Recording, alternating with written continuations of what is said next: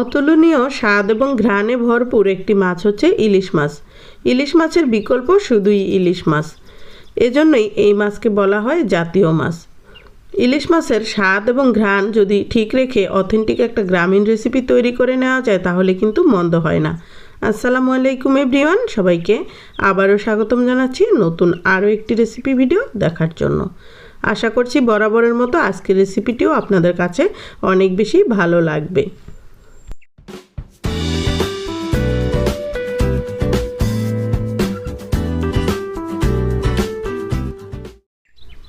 আজকের রেসিপির জন্য এখানে আমি 5 পিস মাঝারি সাইজের ইলিশ মাছ নিয়েছি। মাছগুলোকে ভালোভাবে পরিষ্কার করে নিয়েছি।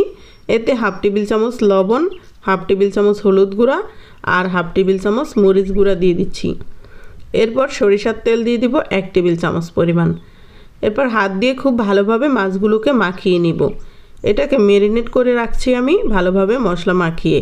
তো এটাকে আধা ঘন্টার জন্য আমি রেস্টে রেখে দিচ্ছি। এখানে আমি একটা ছোট সাইজের চাল কুমড়া নিয়েছি। এটা 700 গ্রামের মতো হবে। এখন চাল কুমড়াটাকে খোসা ছাড়িয়ে তারপরে পছন্দ মতো সাইজে কেটে নিব। চাল কুমড়ার পরিবর্তে আপনাদের পছন্দ মতো যে কোনো সবজি নিতে পারেন, লাউ নিতে পারেন কিংবা বেগুনও নিতে পারেন। একই পদ্ধতিতে রান্নাটা করতে পারবেন। এখন হচ্ছে ভালোভাবে খোসাটা ছাড়িয়ে নিচ্ছি চাল কুমড়ার। আর একটু কচি টাইপের চাল কুমড়া নেওয়ার ট্রাই করবেন, তাহলে স্বাদটা খুব ভালো হয়। চাল কুমড়ার খোসাটা ছাড়ানোর পরে হচ্ছে মাঝখানে আমি কেটে নিলাম। তারপরে এভাবে লম্বা করে কেটে নিয়ে ফালি করে তারপরে হচ্ছে এরকম লম্বা লম্বা টুকরা করে নিচ্ছি। খুব বেশি পাতলাও না আবার খুব বেশি মোটাও না, এরকম টুকরা করে নিচ্ছি। আর একটু কচি টাইপের চাল কুমড়া নিলে কিন্তু ভালো হয়, একদম কোনো ধরনের গন্ধ থাকে না আর ভাপিয়ে নেওয়ার ঝামেলাও থাকে না। আমি আজকে চাল কুমড়া ভাপিয়ে নিব না রান্নার জন্য। আর ইতালিতে এমনি তো এই চাল কুমড়াগুলো তেমন একটা গন্ধ থাকে না, ভাপিয়ে নিতে হয় না। তো যদি গন্ধ থাকে সেই ক্ষেত্রে একটু ভাপিয়ে নেবেন। তো একটা পাত্রে তুলে নিলাম, ধুয়ে নিচ্ছি।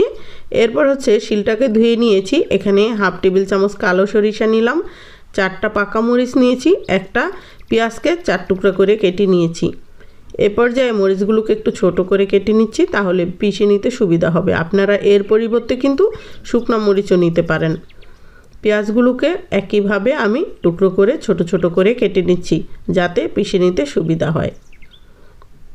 পাকা মরিচটা দিয়ে রান্না করলে কালারটা খুব সুন্দর আসবে আর স্বাদও ভালো হবে।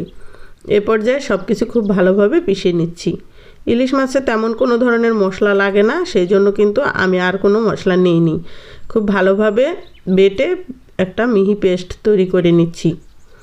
আর এভাবে কিন্তু যদি মশলাটা বেটে রান্না করেন একদম অথেন্টিক গ্রামীণ রেসিপির স্বাদটা পাবেন।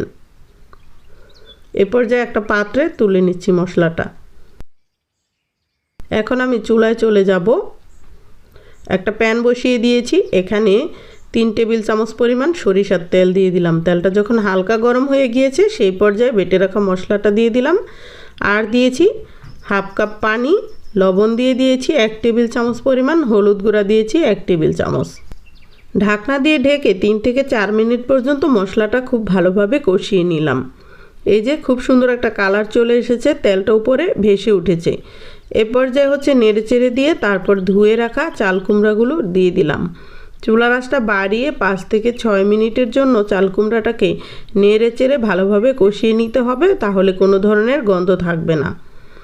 এ পর্যায়ে হচ্ছে ঝোলের জন্য আমি পানি দিচ্ছি। 1.5 কাপ পরিমাণ পানি দিলাম। চাল কুমড়া থেকেও কিছুটা পানি ছাড়বে। তো এখন ঢাকনা দিয়ে ঢেকে দিচ্ছি। 5-6 মিনিট জাল করেছি। এ পর্যায়ে হচ্ছে ম্যারিনেট করে রাখা ইলিশ মাছগুলো উপরে দিয়ে দিচ্ছি। আমি মাছগুলোকে কোনো ধরনের ভাজা বা কষানো ছাড়াই কিন্তু সরাসরি ঝোলে দিচ্ছি। এটাই হচ্ছে অথেন্টিক রেসিপি। তো এভাবে হচ্ছে ঝোলের মধ্যে একটু ডুবিয়ে ডুবিয়ে দিব, আর কোনো ধরনের নাড়াচাড়া লাগবে না। ঢাকনা দিয়ে ঢেকে 10 মিনিটের মতো রান্না করব চুলার আঁচ কমিয়ে। এতে করে চাল কুমড়াটাও সিদ্ধ হয়ে যাবে আর মাছটাও খুব সুন্দর মতো সিদ্ধ হয়ে যাবে। ঝোলের মধ্যে সুন্দর একটা ঘ্রাণ থাকবে। আর এই ঝোল দিয়েই কিন্তু ভাত খেয়ে নেওয়া যাবে 1 প্লেট, এতটা মজাদার হয়। এখন ঢাকনা দিয়ে ঢেকে 10 মিনিটের জন্য রান্না করছি চুলার আঁচ কমিয়ে। ফাইনালি রান্না কিন্তু হয়ে গিয়েছে। এরকম ঝোল ঝোল থাকবে, খেতে বেশ মজাদার হয়। চুলাটা বন্ধ করে দিয়েছি। এখন হচ্ছে গরম গরম পরিবেশনের পালা। তো আশা করছি আজকের এই অথেন্টিক গ্রামীণ রেসিপিটি আপনাদের কাছে ভালো লেগেছে। আল্লাহ হাফেজ।